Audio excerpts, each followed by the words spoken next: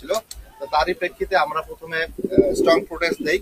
তার এরপরে কোম্পানি পর্যায়ে এবং 2 দফা ফ্ল্যাগ মিটিং করা হয়। এখানে আমাদের ফ্ল্যাগ মিটিং এর যেসব বিষয়গুলো নিয়ে আমরা ডিসকাশন করি, প্রথমত হচ্ছে গিয়া আমরা বলি যে এখানে যেটা তারা রিপেয়ার ওয়ার্কটা করেছে, এই রিপেয়ার ওয়ার্কটা করার আগে তাদেরকে অবশ্যই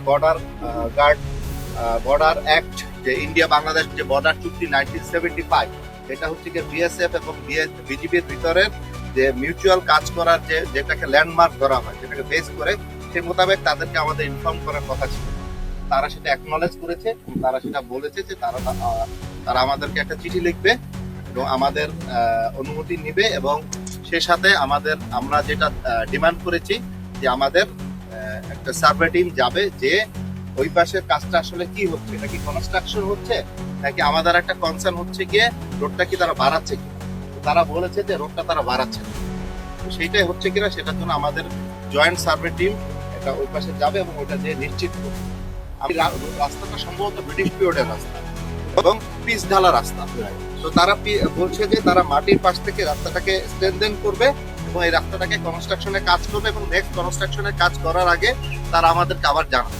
বাট কোনোভাবে এই রাস্তাটাকে তারা প্রশস্ত করবে না। প্রশস্ত করতে গেলে তারা বলছে যে আমাদের ডিজি লেভেল যে টকিং আছে সেখানে হচ্ছে কি আপনাদেরকে তুলতে হবে, তার আগে এই কাজটা তুলতে হবে না। আপনারা আসলে যে প্রশস্ত করছেন কিনা, করছেন কিনা সেটার জন্য হচ্ছে কি আমাদের টিম যাবে, টিম দিয়ে তারা সত্যতা যাচাই করতে চাচ্ছে। অনলি রিপেয়ার ওয়ার্ক, তারা বারবার যে জিনিসটা বলতে চাচ্ছে এখানে রিপেয়ার ওয়ার্ক হচ্ছে, এডিশনাল কোনো কনস্ট্রাকশন হচ্ছে না। তার মানে কাজটা তারা চালিয়ে যাবে, রিপেয়ারিং কাজটা চালিয়ে যাবে। রিপেয়ার কাজটা তারা চালিয়ে যেতে পারে, অ্যাজ পার 1975 যে একটা আছে। বাট তারা এই রিপেয়ার কাজ ব্যতীত অন্য কোনো কাজ তারা নতুন করে কোনো নির্মাণ কাজ তারা করবে না, পিলার গাঁথতে পারবে না, এখানে কোনো পোস্ট তৈরি করতে পারবে না, এবং রাস্তাটা চওড়াও করতে পারবে না।